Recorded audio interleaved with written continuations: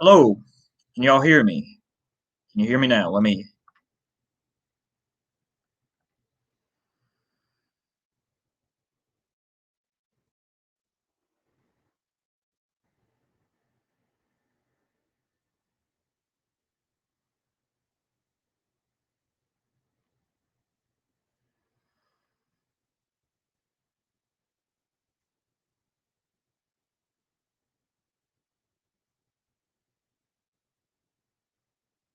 Give me just a minute, guys. I'm trying to get all this sorted out. How's it going, Jack? Simple man. Simvelacrums. Butchering that.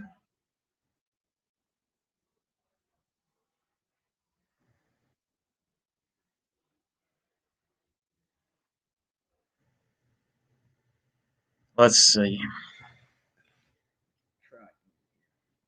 How's it going, Swamp?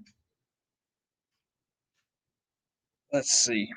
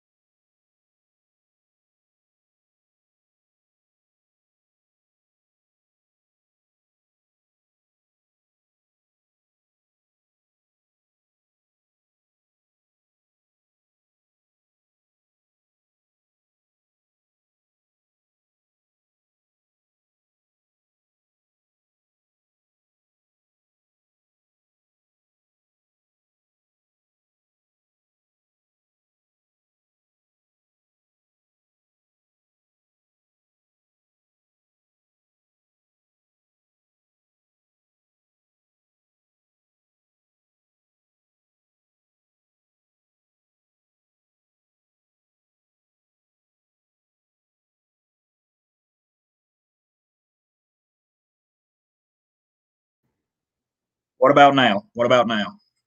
Anything? Damn it.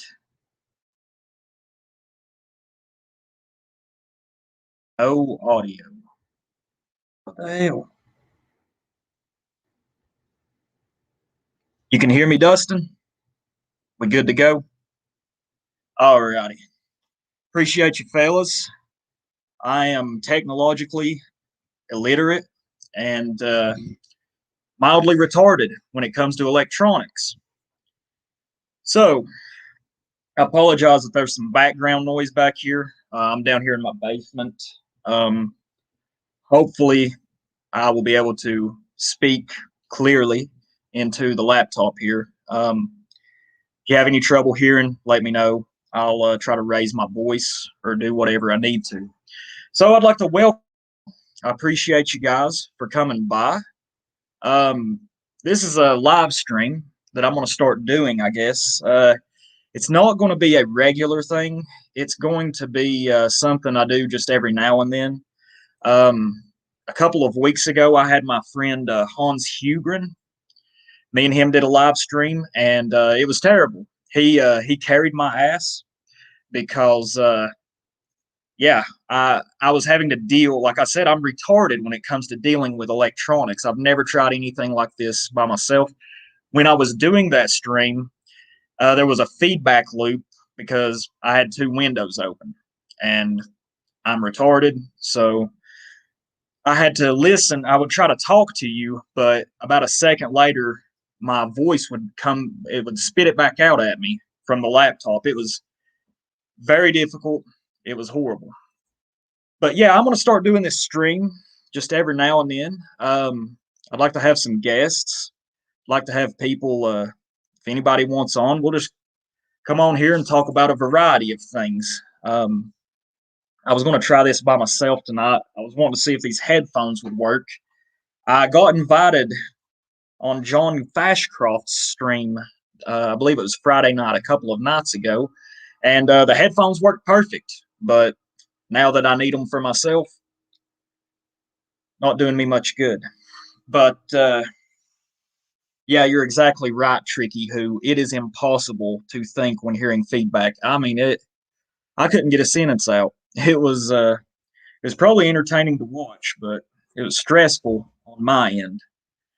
So I figured I'd tell you what I've been up to here recently. Um, I haven't been online very much the last week. So show the output of the headphones for a second, please. It's a USB output, I think is what it's called. There we go. Had it plugged in. I could hear the headphones, I could hear audio, but apparently for some reason my microphone wasn't working. I don't know why. I'll have to sort this out later on. Anyway, yeah, I haven't been online much here lately because I took about a week off of work and I went back home. I picked my dad up and brought him down here. I believe it was Monday. He hadn't never been down here to visit us yet. Yeah, it's just USB, I believe. Sim. I'll just call you Sim for short. I went back home, picked him up. He had never been down here to Southeast Tennessee where we live. Me and him, we did a lot of different things. It was a good time. It was great to see him. He stayed down here for about 5 days. Took him to the Tennessee Aquarium. Showed him the places that I go fishing at. Just showed him the area. It was great. He taught me a lot about trees. I'm not an expert on identifying trees. I can identify some basic ones. There was some trees back here in the backyard. They're actually called mocker nuts. They're a type of hickory. How's it going, Boris Gall? It's good to see you. Yeah, he was able to identify it in our backyard as soon as he got here. He knows a lot about. I'm trying to think of the proper term. Arbor. I don't know what you call it, but anyway, in this stream, I think I'm going to talk also about some books that I've been reading here lately. Here lately, I haven't been as active making videos. Arborist, yeah, that's the term. Or is an arborist the guys that are they the guys that climb the trees? Is that the proper term for them, or is an arborist someone who studies the trees? I don't know. I hope someone got the answer. Let me know. Here lately, I've been reading quite a bit as well. I'll show you a few of the books that I've been reading.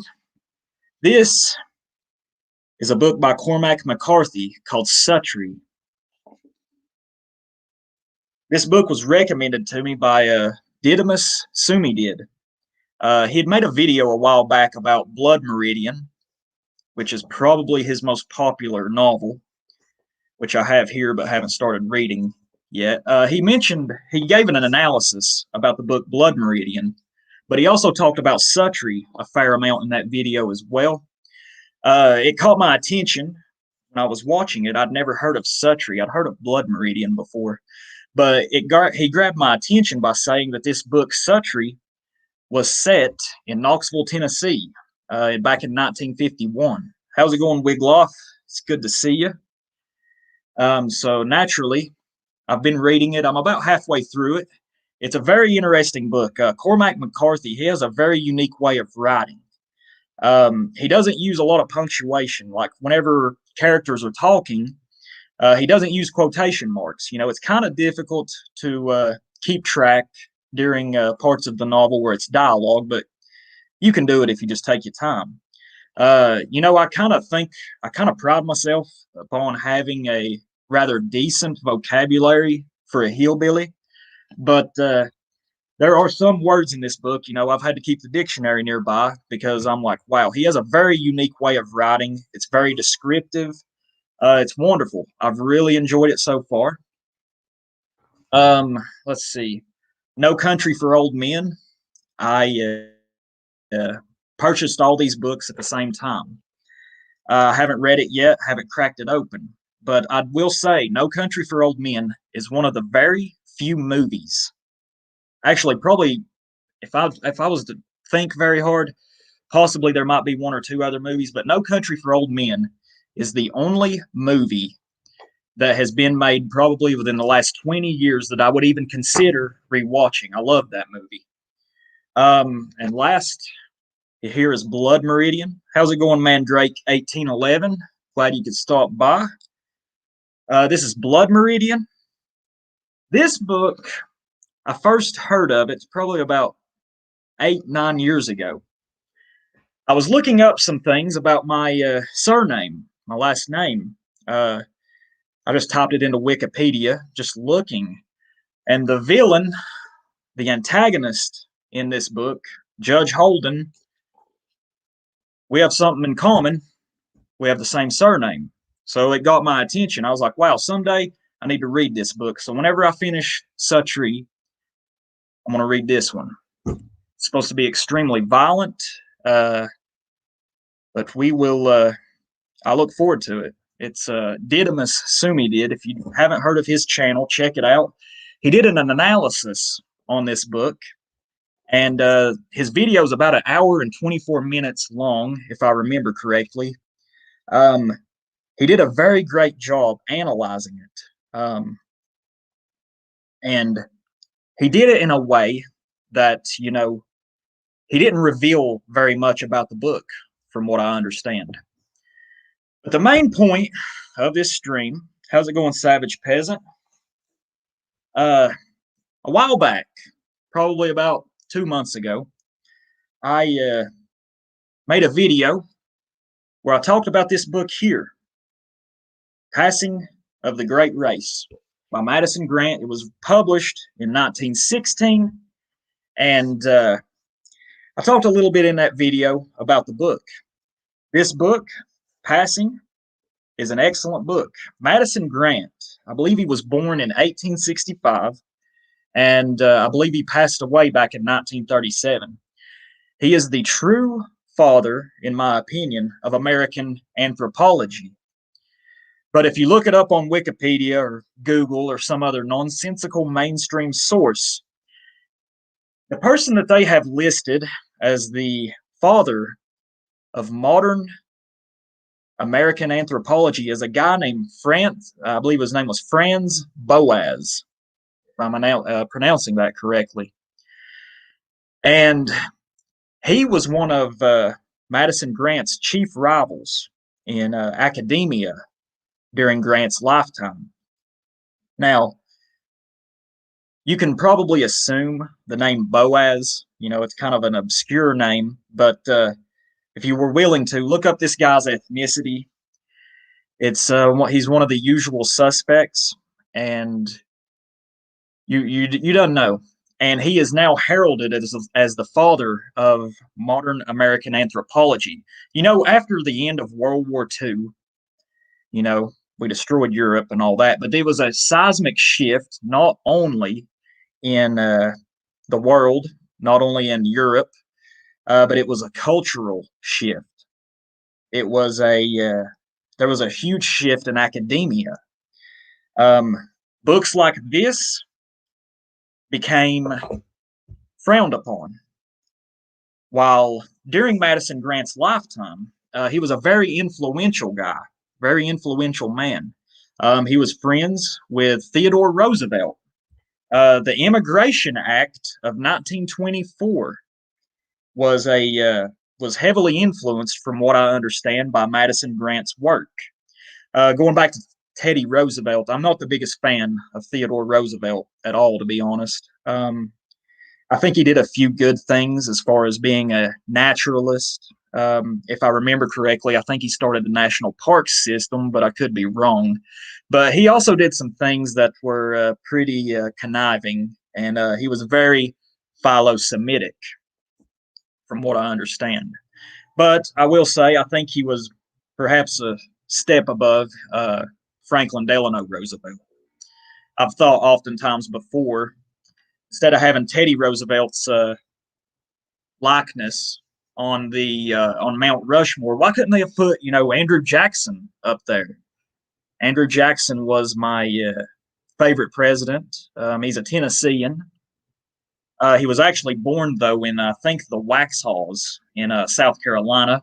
He killed the bank, did all sorts of great things, He killed the First National Bank's charter. Um, Something interesting, though, that I have noticed about Andrew Jackson was that he was actually a Freemason.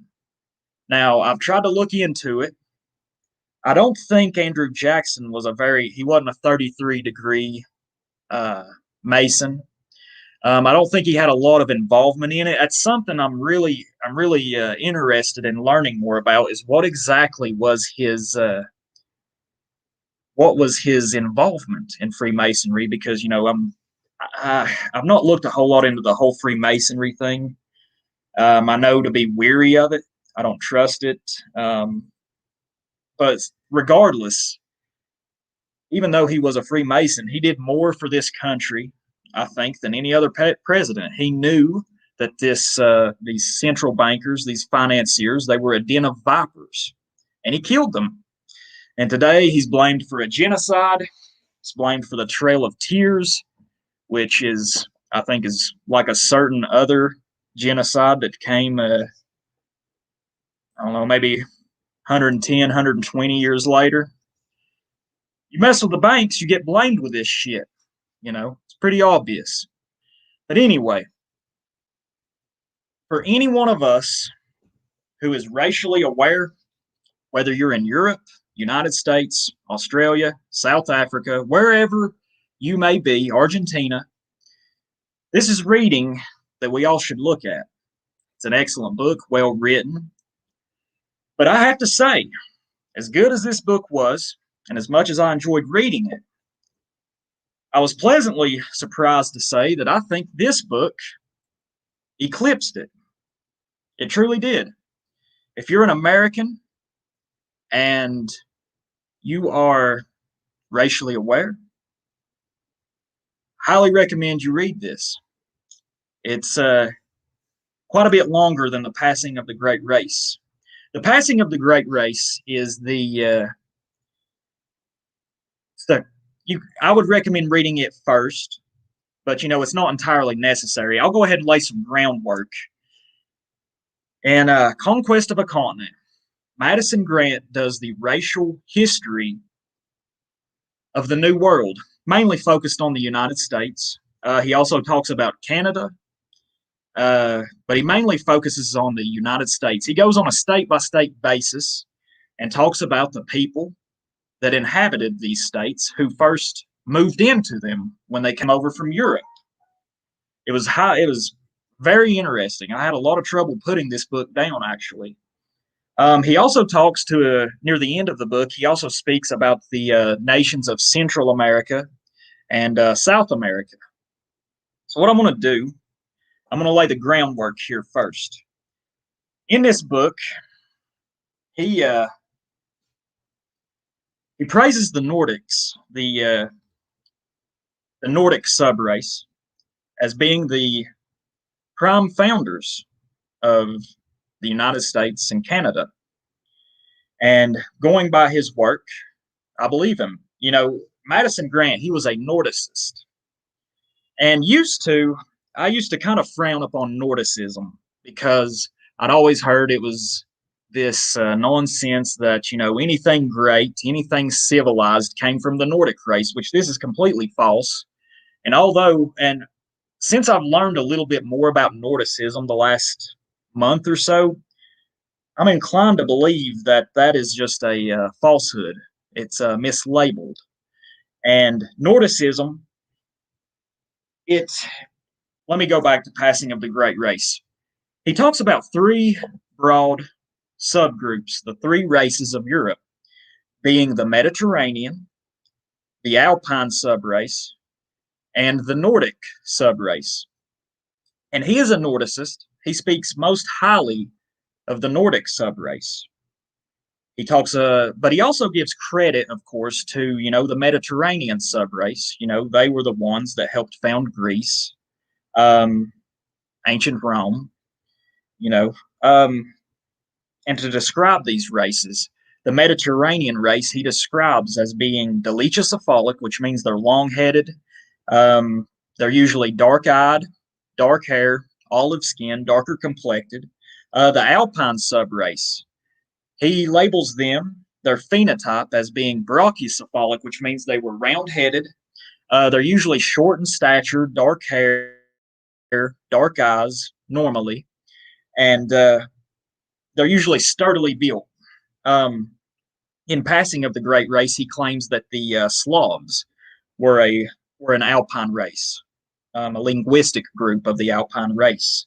But of course, over the centuries, that there's a lot of intermixture between these sub races. I know in, let's say, northern Italy, for example, northern Italy over the centuries, they had there were some invasions from Germanic tribes. I think the Langobards.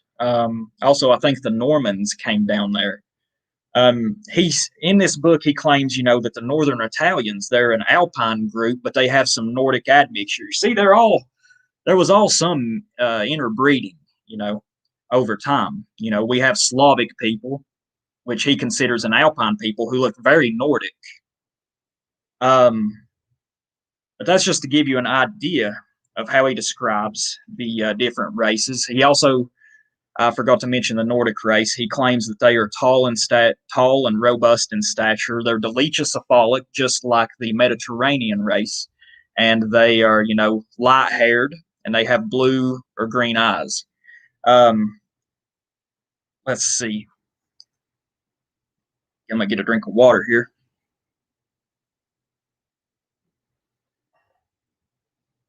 Let's see.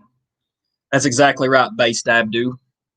It's a pity that his work has been slandered as racist pseudoscience. What's going on, bud? I'm gonna take him to bed. I'm doing this right now. Oh wait, I'll finish it soon. Sorry about that. I have to take our dog to the vet here in a second. Give me just a few. Anyways, sorry about that. Loki's not acting right, and Miranda's freaking out. But yeah, you're exactly right, Based Abdu. It's that's exactly what happened when we lost World War II. America, we didn't win World War II. England, they didn't win it. Soviet Union, they didn't win either. And whenever, after 1945, that is when everything just started. You could see it. Here in America, we had our little golden age of the back in the 1950s when things were good. But the people that serve, the powers that be, all our troops, American troops who died over there in Europe or in the Pacific, we were rewarded there for a few years. We had our good little time in the sun. But I mean, look at all the social and cultural decay that has happened since the 1960s. But anyway, yeah, you're exactly right, Sim. Exactly right. I was going to read a few pages out of this book that I had marked for you, but some of it I might be repeating myself. I'm going to go ahead and say he talks a lot about how each state was founded, the racial composition of the people who founded each state. He does this for all 50 states. And he does a very good job. I'd hate to know how much research that Grant put into this book. It's he I would imagine it took him several years to put this book together. It was published, I don't know if I mentioned, in 1933. Let's see here. Something interesting that I wanted to mention, though. I'm going to talk a little bit about the founding of Kentucky, Tennessee, and perhaps North Carolina and Virginia as well, here in southern Appalachia. Here in southern Appalachia, most people claim to have Scotch-Irish blood, Scotch-Irish ancestry. And while this is true, there is, in this book, Grant points out that actually the term Scotch-Irish is kind of a misnomer. Because after all, if you think about it, from what I've read here, he mentions that actually the proper name for the Scotch Irish is actually Ulster Scots. The Ulster Scots were people back in, I believe, 1611 is when it started. King James the First, back in 1611, encouraged some English people, the Englishmen, and some of the lowland Scots, the Scottish people who inhabited the lowlands. He encouraged them to immigrate over to Ireland. And I believe, as I said, this started, I think, in 1611. It could have started earlier. But James the First encouraged this.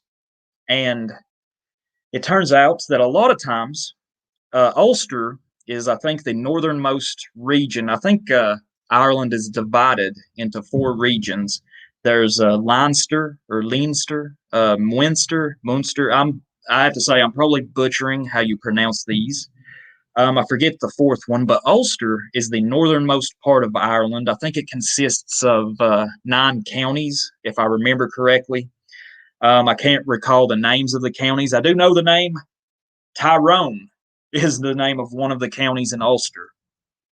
But, as I said, the term Ulster Scot is the correct term because what happened, a lot of these lowland Scotchmen and these Englishmen, which were from northern England bordering Scotland, they went over to Ulster, the northernmost region of Ireland.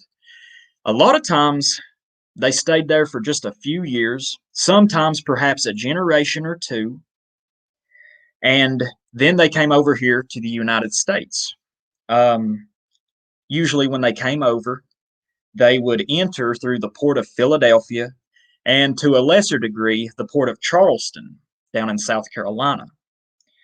Now, as he said, the term Scotch Irish is a misnomer because usually, practically, the Scots and the Englishmen who had immigrated over to Ulster, they didn't mix with the native Irishmen. In this book, also, I forgot to mention, the history of Ireland is very interesting. Ireland is actually something I don't think I've talked very much about in any of my videos. Yeah, you're exactly right, Mandrake. Exactly right. The lowland Scots raided the English all the time, and King James lured them to Ireland with land to control the Irish. You know, he was basically killing two birds with one stone. But going back to Ireland, the earliest people in Ireland, according to Madison Grant, was a race of men and women who were of Mediterranean phenotype. Also, he says that he believes that the Picts, who inhabited northern ancient Scotland, he also said that he believes that they were of Mediterranean extraction as well. Now, of course, I think it was perhaps back in 1800 BC, that is when the Celtic invasions happened over in England and Ireland. I could be wrong about that, but don't hold me to it. The Celtic peoples, he also classified them as a Nordic people. They conquered the native Irish and the Picts and the Celts, even though, see, that's one thing that's kind of confusing if you're not familiar with Grant's work, is how he classifies Nordic as, here in modernity, we classify Nordic as someone just being largely from Sweden, Denmark, or Norway. But according to his writings, he classifies the Celtic people as being Nordic. And of course the Germanic, but Celtic and Germanic, Slavic, those are all just linguistic classifications. He just is talking about purely phenotypical classifications when he talks Nordic, Alpine, or Mediterranean. Now, where was I? These Ulster Scots, as I said, they were all Presbyterian, that branch of Protestantism. Actually, I was raised Presbyterian. Myself, I probably have some Ulster Scot. My ancestry is largely English, though. I would imagine, being where my family is from in Northeast Tennessee, Southern Appalachia, we certainly have some Ulster Scot in us. I also have a little bit of Danish on my father's side. I'm a kind of a American Euro mud, I guess you could say. But let's see. The Ulster Scots, like I said, they didn't mix with the native Irish. The native Irish were Roman Catholic. And, I've had my problems with Christianity before. I've been critical of it. But this is one example, though, where the division between the denominations, the Presbyterians being Protestant and the Roman Catholic Irish, native Irish, they didn't mix together. It kept them segregated. He classifies the native Irish at this time being Mediterranean in nature, and there were some cases, of course, there were some Nordic-looking native Irish as well, but the Ulster Scots did not mix with them. And when they came over to the United States, there was already, a lot of Englishmen here. Think of New England. It was founded by the Puritans. And the Puritans, they had left England to escape religious oppression. But I'm going to focus more on the Ulster Scots. The Ulster Scots, Scotch-Irish, they were mainly forced to go further west to the southwestern frontier, which is where they were the first people who came here to southern Appalachia. They did a lot of Indian fighting, had to fight against. They were expansionists. Grant classifies the Ulster Scot as the ideal pioneer. They were robust, tough, rugged, and a lot of times they were not even thanked. They were kind of scorned by some of the Puritans, the Quakers. I got a little bit I'm going to read to you right now. Let's see. All right. This is from page 67 of Conquest of a Continent. I'm going to start right here. He's talking about the Nordic settlement of North America. The settlers of New England may be regarded as essentially rebels against established religion and established authority when the religion and authority were not of their own choosing. This nonconformist spirit persisted in the successive new frontiers as they were settled by New Englanders. As I said earlier, a lot of the people who came over to America, they came in through New England, New York, Philadelphia, or Charleston in the South. Where was I? The early New England settlers of western New York and the Old Northwest Territory gave birth to an astonishing number of new sects, new religions, new isms, and communities ranging all the way from Mormonism to the Shakers and the Oneida community. The Puritans, they were, however, law-abiding in their own way, and murders and crimes of violence were relatively infrequent in New England. However, this is in sharp contrast to the Southern frontiersmen, who were and are addicted to killings and physical violence. That, however, is chiefly true of the inhabitants of the Appalachian valleys, who always have been lawless. The descent and predisposition to rebellion among the New Englanders dates back to the Puritans in England, and for the Southern frontiersmen, the lawlessness and violence from the Scottish frontier, because, think about it, the lowland Scots and the Englishmen of northern England, for centuries, they fought against each other. It was, look at Braveheart. For many centuries, there was conflict and violence on the northern England and Scottish frontier. Going back to what I was reading here, the Southern frontiersman was originally a Presbyterian, but he found this religion too intellectual for the isolated communities of Appalachia, and in many cases turned to the more emotional creeds of the Methodist and Baptist, which are two other very popular denominations where I'm from in Northeast Tennessee. The hatred of England by the Ulster Scotch frontiersmen dated back to the unjust and oppressive interference with their industries in the north of Ireland. as well as to a deep-seated impatience of all authority. After the Revolution, this hatred of authority was transferred to the Tidewater aristocrats and was accentuated by the debtor complex, which has characterized all our frontiers. Let's see. I'll cut it out right there. So yeah, the term Scotch-Irish is it's a bit of a misnomer, because as he points out in this book, a lot of, and I'm not trying to slander anyone that is Irish or anything, I really appreciate the Irish people, but going back to their whenever they first immigrated here to the United States, Madison, he points out in his book that the Irish, they, along with the Italians who came over, they largely tried to settle in more urban areas, while the English and the Ulster Scot, they would largely settle the frontiers, the more rural and country areas. Let me see, there's something else I need to mention too.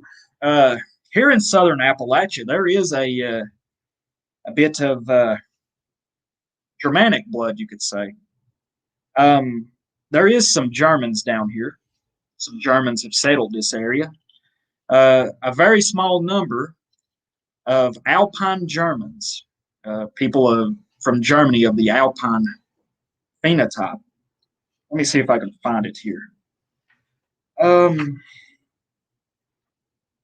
let me try to explain it. I'll find it in a second. The Germans, the early Germans who came here to the United States, were of the Alpine phenotype. They were from southern Germany, namely from the regions of, I'm probably butchering how you say this, the Palatinate, and the Alsace, or Alsace. I'm probably butchering that, like I said. But the early Germans, the earliest Germans who came here, they were from this region of Germany, around the Rhineland. They came over here kind of as refugees. They were trying to escape the French King Louis XIV. Hey, how's it going, JG? Don't worry about being late. Don't worry about it at all. But these German immigrants, they were refugees. Apparently, King Louis XIV, the French king, had been invading, attacking, and harassing the Alsace and the Palatinate. So they came over here to America to get away from it. These early Germans, they largely settled, I think, in Pennsylvania, and a small number of them, they came down from Pennsylvania, much like the Ulster Scots did. See, the Appalachian valleys, the river valleys, they trend in a southwesterly direction. And some of these Germans, along with these Ulster Scots, came down to this area. Think of some of the groups who had they were founded by these Alpine Germans. Think of the Amish or the Mennonites. Let's see if I could give me a second. I should have got some post-it notes and marked what I was looking for here, but let's see. Let's see. Going back to the Ulster Scots, Kentucky and Tennessee were both settled from the colonies immediately to the east. Think of North Carolina, Virginia, but also the Ulster Scots coming from western Pennsylvania. Yeah, you were correct there, Ryan, 218. There's a lot of Germans in Texas and the Midwest as well. That's largely where they settled. A lot of the more Nordic Germans from northern Germany, they came in a little later than these early Alpine Germans, and they largely settled the Midwest and Texas, from what I understand. Also, speaking of Texas, the founding, a lot of the earliest settlers who moved into Texas came from Tennessee. The same goes for Arkansas. Basically, you could look at it this, the states east of wherever whichever state you're looking at, the state directly east probably had a hand in founding the racial stock of your state. Let's see. Also, I'll read this a little bit here. These Ulster Scots came south along the Appalachian valleys, which trend in a southwesterly direction, like I just mentioned. They were reinforced by numerous groups of the same Ulster Scots who came up from South Carolina. He also says here that Kentucky was much more purely English than Tennessee. So apparently, we had a few more Ulster Scots come here to Tennessee, while a lot of the northern Englishmen settled Kentucky. Let's see. It is a fact, but little understood, that the frontier was not much reinforced from the coast, but extended itself. In other words, the frontier from the beginning was pushed onwards by the backwoodsmen, each generation advancing a little farther westward and making new clearings.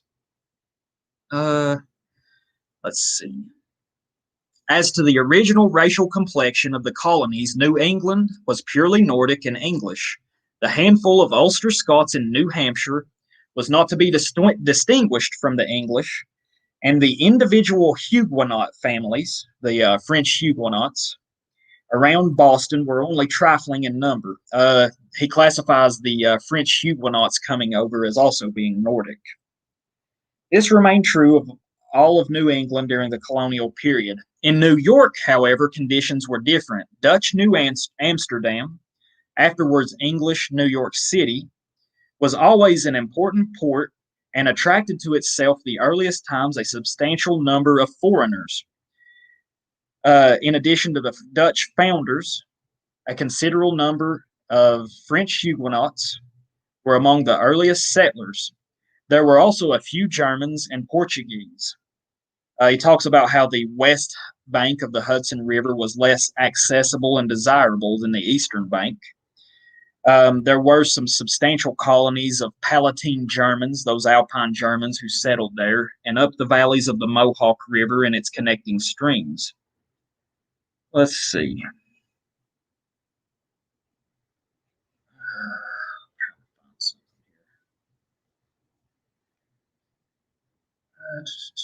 A lot of these pages I have marked. I'm not going to read through because I feel like I'm just repeating what I have already talked about. What time are we at? 44:15, 44:16. Let's see. I'm trying to find more about the Germans. Anyway, going back to the Scotch Irish, I might be repeating myself to a degree here. This is on page 92. As to the Ulster Scots, we must bear in mind that the Irish question was as serious a thorn in the side of the English statesmen in the 16th and 17th centuries as it was before or since, and numerous attempts were made to alleviate the situation, if not to end it, by the colonization of Protestant people in Ireland. We had talked about this earlier. Got to let me send you a pair of clippers, LOL. Yeah, I know. I need a haircut. Kill me. She's like, you look like you have a helmet of hair on your head. But basically, what I was just reading here, he's describing how the Ulster Scots did not mix with the native Irish who were Catholic. Let's see.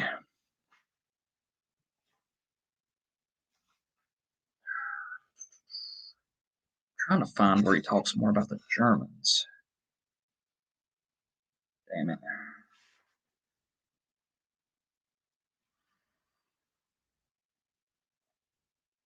Let's see. Anyway, I'll just try to tell you what I remember. Now, we were talking about these Alpine Germans. There was a lot of concern during the founding of America about these Germans because they had retained a lot of their culture. They largely spoke German, and I know some of the early founding fathers. There was a concern somewhere in this book. I wish I could find it. Benjamin Franklin had written a letter talking about how he was weary of these Germans who were forming their own communities, these close-knit communities, and they spoke German. They didn't want to assimilate, you know. He was very concerned, as was some of the other founding fathers. Um, I wish I could find it, but I'm not going to bore you reading any more of this right now. Let's see. It's very interesting, though. This book is, I would recommend any person who is racially aware here in America, Canada, here in the New World, take your time to read this. I would love to know just how much research the man put into that book. Another interesting thing I need to bring up. He talks about how in the 19th century, you know, when the Midwest was founded, a lot of the immigrants there, they were German, largely Northern German, Nordic in phenotype. Also, there's a lot of settlers from Scandinavia who came to the Midwest during this time. And this only reinforced the Nordic complexion of the early United States. Let me see, there is something I really need to read that is very important that just came back to my mind. He talks about what a tragedy that the Civil War was. And it truly was. It was an absolute fucking tragedy.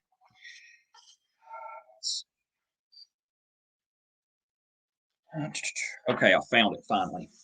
It talks about how during up until 1860, the United States, let me just read it here for you.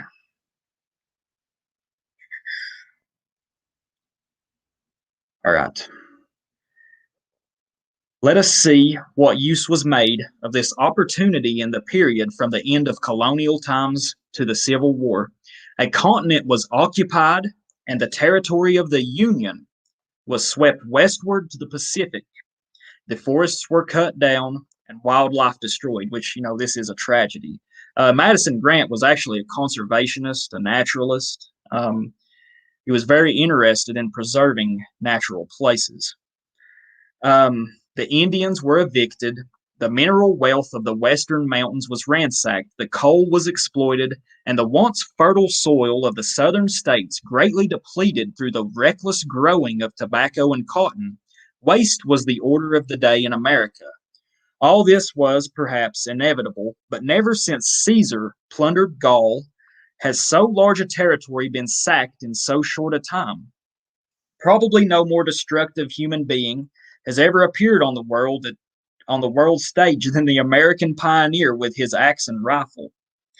In 1860, at the end of this period, we find the essential elements of national unity still unchanged, but we were about to engage in a fratricidal war, which was to destroy the best blood of the nation. We had admitted large numbers of Irish and German immigrants who impaired, in the case of the Irish, our religious system. Madison Grant was not fond of Roman Catholicism. He talks about how, like, you know, Spain and Portugal, and I guess the Italians to a degree as well, had came to the New World first. But due to Roman Catholicism itself kind of encouraged these Spanish conquistadors to mix, to interbreed with the natives. And as a result of that, you see what state that a lot of the nations in Central America and South America are in. Roman Catholicism, it basically taught this doctrine, from what it says here in this book, that once you converted these natives to Catholicism, they were, you know, it kind of took away the racial barrier, and it made race mixing was much more permissible, from what I understand. But anyway, that was on a side note. Let's see, we had admitted large numbers of Irish and German immigrants who impaired, in the case of the Irish, our religious system and introduced certain undesirable racial elements. The Germans who came were largely Protestants and only temporarily disturbed our unity by clinging to their foreign language. Both of these elements, however, were predominantly Nordic, and it was not until the next and final period that the unassimilable Alpines and Mediterraneans came here from southern and eastern Europe. The tragedy of the Civil War and the introduction of cheap labor were still to come, so that in 1860 the United States was at its high water mark of national unity. The Indians had been ruthlessly swept aside, as was unavoidable because a few hunting tribes could not be allowed to possess a continent, but the Negro question could have been postponed, and the men who died needlessly on Southern battlefields could have been used to populate the states of the far West. And in the next chapter, we shall study the swamping of this American civilization, which reached its zenith in 1860. That's some interesting thoughts right there. Let's see what's going on in the chat. Simple Man says the Spanish also settled mostly as single men while we traveled with our families. That is exactly right. It's exactly right. Something interesting, the founding of New England, it was largely the families. The founding of Virginia was a little bit different, though. A lot of the early settlers who came over from England to Virginia, they came over as single men. He even speaks about in this book that there were cases, operations, where they would send a boatload of women, English women, over to Virginia in order to encourage the single men who had settled there to, marry them. It's very interesting. Let's see, we've been going for 53 minutes. I could go on more and more about this. Something interesting I meant to mention earlier. A lot of the Germans or Russians, I should say, who had settled in like the Midwest, people, they classified them as Russians. But it turns out a lot of them were ethnically German. Yeah, you're right, Sim. I hear him running around upstairs, so maybe he's doing all right. I know I hear him. I think she's throwing a ball with him. He got something in his ear earlier. That's what was going on with the dog. Miranda was out on the porch sitting, and she said she seen like a fly or something fly into his ear, and he was freaking out about it. So I'll wrap this up here in a second. Go check on him. Lost my train of thought. Anyway, whenever these Russians came over, of course there was ethnic Russians, but a lot of them were actually German ethnic. They were ethnic Germans who had settled in the Volga region, the Volga, which is the longest river there in Russia. Germans had set a lot of colonies up there, I believe back maybe in 1400s. Could have been later. I need to look more. Yeah, you're right, Simple Man. It's Volga Germans. A lot of the people who were labeled as Russian who came over here in the mid and late 1800s were actually ethnic Germans. The same also applies to the Jews who came over. Now, a lot of times, the early Jewish immigrants who came over back in the late first quarter of the 1800s, the 17th century. A lot of times these Jews would be labeled as Polish. They would be labeled as Polish immigrants, Russian immigrants. So, the numbers, whenever these immigrants first came to the United States, they just went by nationality. They didn't go necessarily by racial phenotype or racial extraction. So, the numbers were a little off. In wrapping this up, I would like to know, actually, I wouldn't like to know. I think it would be a source of distress and disappointment if Madison Grant was alive today and he's seen just how fucked up everything is. we got to look at it, something interesting too. He mentions in this book, he talks about how the South, the people of the South, after the Civil War, they had dealt with what he claimed as being the Negro question. He had dealt The South had dealt with it much better than the North did. He also states in one part of this book that although the North won the Civil War, they traded their racial solidarity in order to do so. And the South, although they lost the Civil War, they to a degree maintained their racial composition purity much better, due to segregation. Um, But I would think that Madison Grant would be horribly disappointed if he's seen the absolute state of things today. How's it going, Hoppa? Nice to see you. Thanks for stopping by. Also, tribal permaculturalist. Um, you know, it's there's been irreparable damage done.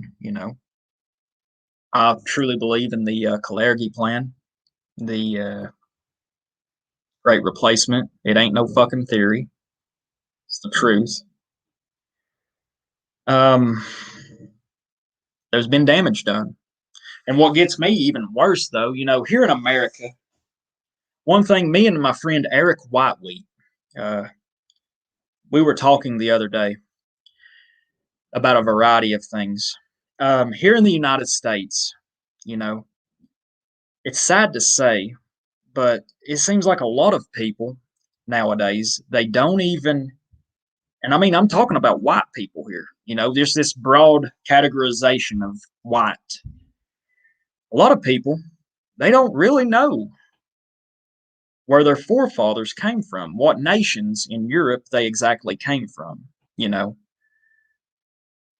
it's one of the unfortunate things that happened to us. I think whenever we came over here from Europe, we lost a lot of our culture to a degree.